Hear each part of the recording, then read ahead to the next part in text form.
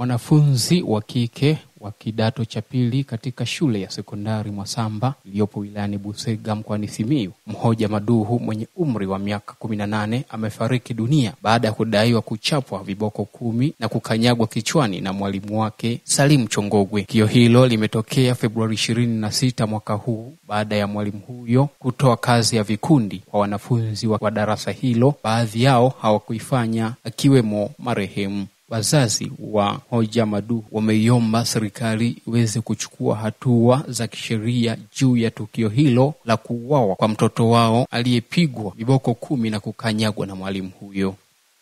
Haja kupata taarifa kwamba mtoto wangu amekufa, yuko hospitali Mkura. Na moyo sijui na niwayo na bana kifua. Yaani aliamka asubuhi kwenda shuleni akiwa mzima.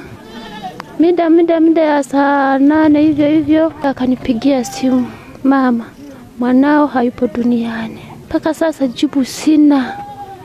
Na ninasubiri mwanangu yuko shuleni. Mwanangu hakuwa na ugonjwa wote ule. Mwanangu hajawahi kulazwa hospitali wala kuishiwa damu wala maji.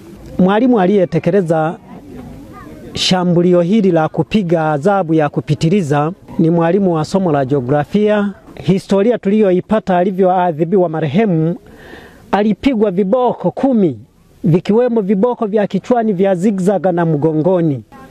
Na uchunguzi, tumefanya uchunguzi katika hospitali ya Bugando. Postmortem, majibu yake yaliyotoka, mtoto ameumia na kuvuja damu kwenye ubongo na kugundua na jeraha dogo mgongoni. Alivyopigwa nani fimbo ya 10 hiyo akuepesha. Naona alipokuepesha huyo mwalimu huyo mwalimu haga na hasira sana. Kuepesha ni fimbo haga na hasira sana. Alipokuepesha hivi huyo mwalimu kakasirika, kaanza kupiga fimbo za mgongoni huku, akapiga hatua karibia watu wawili, akaanguka. Akamlaza hapo darasani. Alipomlaza akaanza kulia. Akaingia mwalimu. Alipoingia mwalimu akamwambia nyamaza. Kitendo cha kumwambia nyamaza, akamkanyaga kichwani.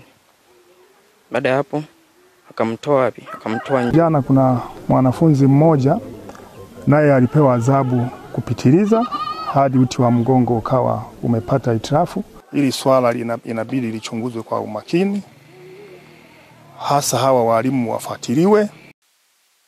Aidha, kaimu kamanda wa polisi mkoa wa Simiyu, kamishna saidizi wa polisi ACP Sunday Songwe, amesema kuwa tayari wamemshikilia mwalimu huyo kwa hatua zaidi za kisheria. Kutokea hapa wilayani Busega mkoani Simiyu, langu jina ni Ruben Faresi na hii ni Pius Media.